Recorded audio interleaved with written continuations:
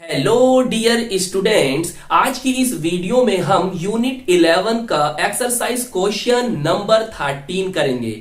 मतलब 11.13 को करेंगे, जिसमें आपको 3 कन्वर्जन दे रखे हैं 1 बाय 1। उन सब कन्वर्जन को हम आज की इस वीडियो में कंप्लीट करेंगे। तो चलिए फिर शुरू करते हैं आज की अपनी ये वीडियो में। आपको क्या करना है, एक सुटेबल एल्कीन लेनी है और उससे आपको 1 फिनाइल इथेनॉल को बनाना है। तो आइए फिर देखते हैं कि वो सुटेबल एल्कीन कौन है जो हमें 1 फिनाइल इथेनॉल बनाकर देगी। देखिए, सुटेबल एल्कीन से आपको 1 फिनाइल इथेनॉल को बनाना है। अब सुटेबल एल्कीन क्या लोगे आप, तो सबसे पहले आप अपने प्रोडक्ट को जानो। उस प्रोडक्ट से आपको पता चल जाएगा कि हमें कौन सी एल्कीन लेनी है। तो देखिए, आपका प्रोडक्ट क्या है, आपका प्रोडक्ट है 1 फिनाइल इथेनॉल।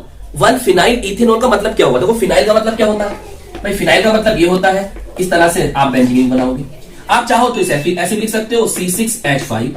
अब फिनाइल तो आ गया। इथेनॉल, इथेनॉल का मतलब क्या होता है कि एथ का मतलब क्या होगा कि 2 कार्बन है। चलिए, ये 2 कार्बन आ गए। और ऑल का मतलब क्या है कि उसमें OH ग्रुप लगा हुआ है, मतलब एल्कोहल ग्रुप लगा हुआ है। तो अब देखिए 1 फिनाइल, अब हमने यहां पर जो है 2 कार्बन बना दिए। लो, अब 1 फिनाइल का मतलब ये हुआ कि इस वाले कार्बन नंबर 1 कार्बन ये होगा, क्योंकि 1 फिनाइल आ रहा है तो यहां पर होगा भैया OH। क्लियर। अब कार्बन की वैलेंसी कंप्लीट करने के लिए उतने हाइड्रोजन लगा दो, 1 2 3, तो यहां 1 हाइड्रोजन आ जाएगा। क्लियर। यहां पर केवल 1 ही है तो यहां पर कितने हाइड्रोजन, 3 हाइड्रोजन। ये जो आप देख रहे हो यही आपका 1 फिनाइल इथेनॉल है। अब इससे अब आपको लेनी है एल्कीन। देखो, ये एल्कोहल बना है, एक टाइप का एल्कोहल है, एरोमेटिक एल्कोहल है, ये हम जानते हैं। तो आपने मेरी लास्ट वीडियो देखी होगी जिसमें मैंने आपको समझाया था acid catalysed hydration of alkene, कि अगर हम एल्कीन से एल्कोहल को बनाना चाहते हैं तो हम एल्कीन का हाइड्रेशन कर दें डाइल्यूट H2SO4 की प्रेजेंस में, तो हमें एल्कोहल बन जाएगा। तो यही आपको यही करना है कि आपको जो आपकी एल्कीन है उसका हाइड्रेशन कर देना है और उसके हाइड्रेशन से आपको आपका प्रोडक्ट बन जाएगा। अब एल्कीन क्या होगी, देखो भाई इसमें फेनाइल है, बिल्कुल, तो उस एल्कीन में भी क्या होगा, फेनाइल ही होगा, जब भी तो आएगा। क्लियर। अब यहां पर 2 कार्बन है तो उसमें 2 कार्बन होंगे। अब एल्कीन में 2 कार्बन होंगे तो उसका मतलब यह है कि उनके बीच में डबल बॉन्ड तो होता ही है। तो ये होगी आपकी एल्कीन। अब इसके क्या क्या नेम है ये भी आप जान लो।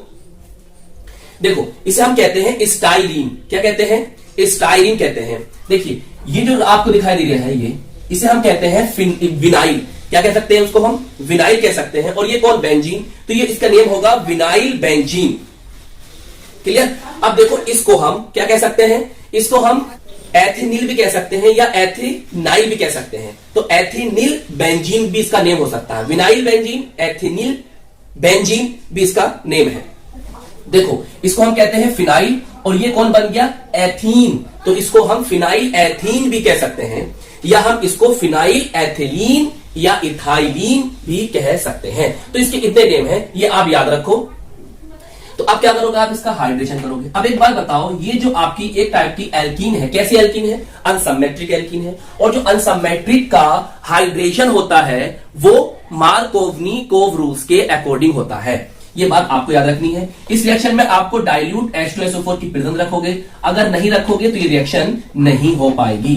क्यों नहीं हो पाएगी, इसको जानने के लिए आप मेरी लास्ट वीडियो देख लें, जाके सर्च करें acid catalysed hydration of alkene STR classes, वहां पर इस बात को मैंने समझाया है।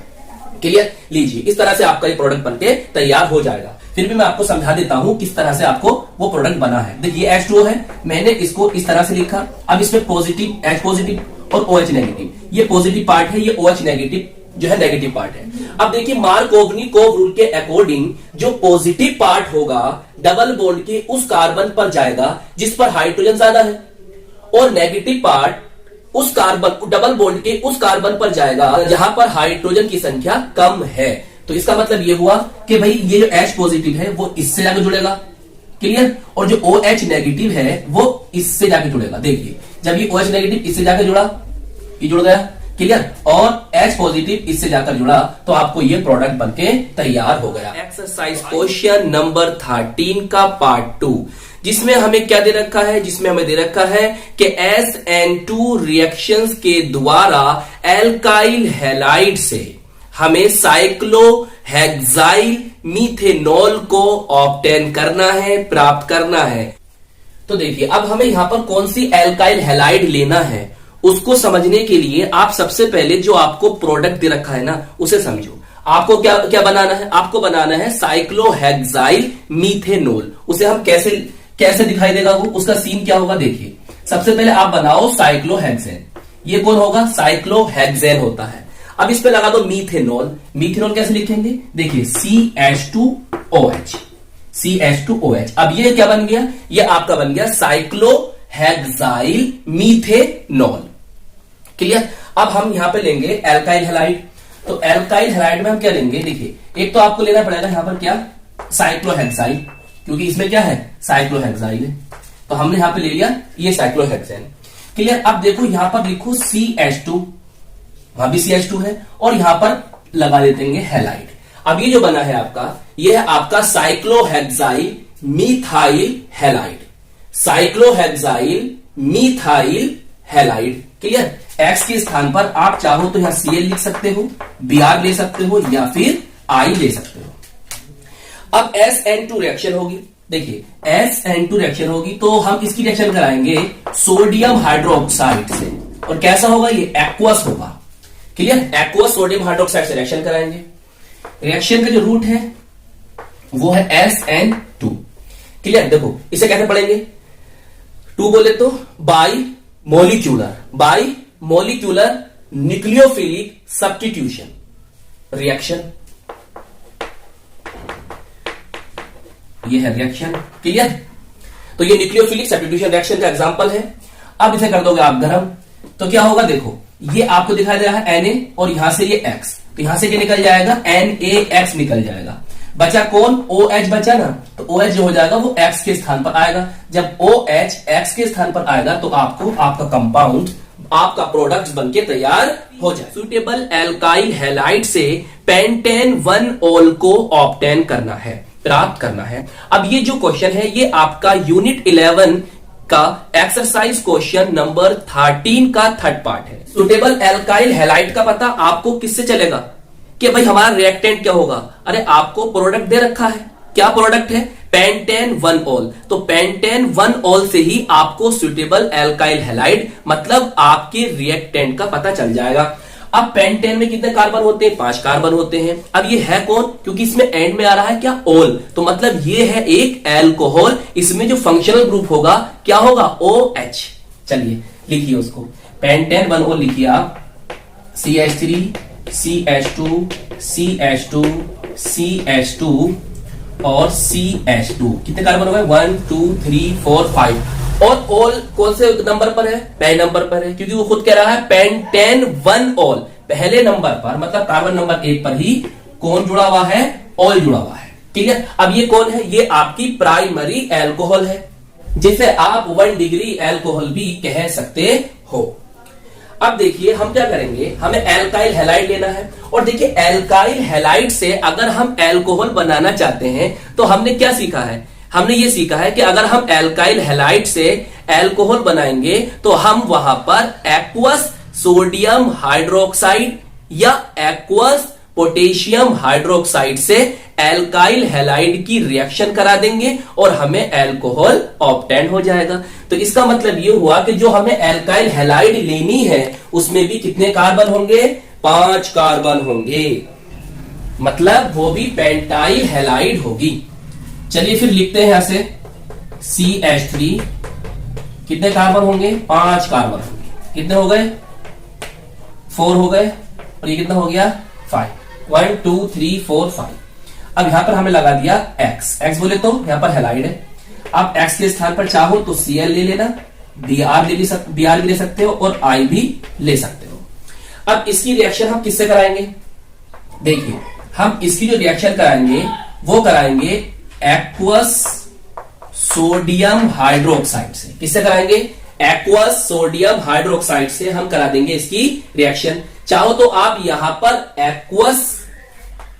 एक्वस पोटेशियम हाइड्रोक्साइड भी ले सकते हैं NaOH के स्थान पर।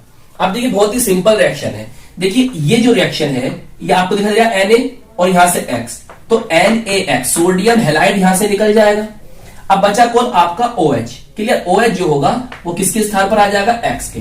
तो आपको आपका प्रोडक्ट पेंटेन 1-ऑल ऑब्टेन हो जाएगा। इतनी बात समझ में आई। देखिए ये कौन है, ये भी एक प्राइमरी एल्काइल हैलाइड है, और प्राइमरी एल्काइल हैलाइड जो होंगे वो कौन सी रिएक्शन देंगे, SN2। तो ये जो रिएक्शन होगी वो SN2 मैकेनिज्म को फॉलो करेगी। क्लियर। देखिए इसका एक एग्जांपल लेके भी हम तुम्हें दिखा देते हैं।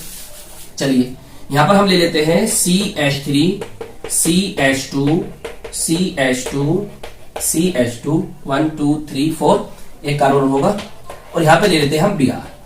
क्लियर। अब ये कौन हो गया आपका, ब्रोमोपेंटेन हो गई।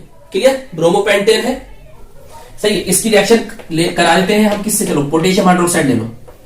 क्या लेना है, याद रखना एक्वस लेना है।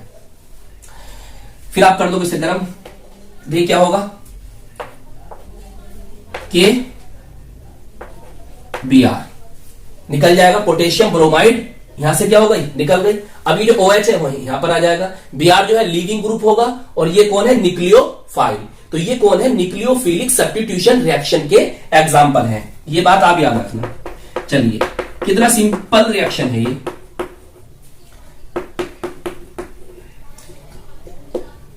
और जहां पर Br था वहां कौन आ जाएगा, OH। क्लियर। तो इस प्रकार से आपको पेंटेन 1 ऑल ऑब्टेन हो जाएगी, या आप खाली पेंटेनॉल भी कह सकते हो। क्लियर।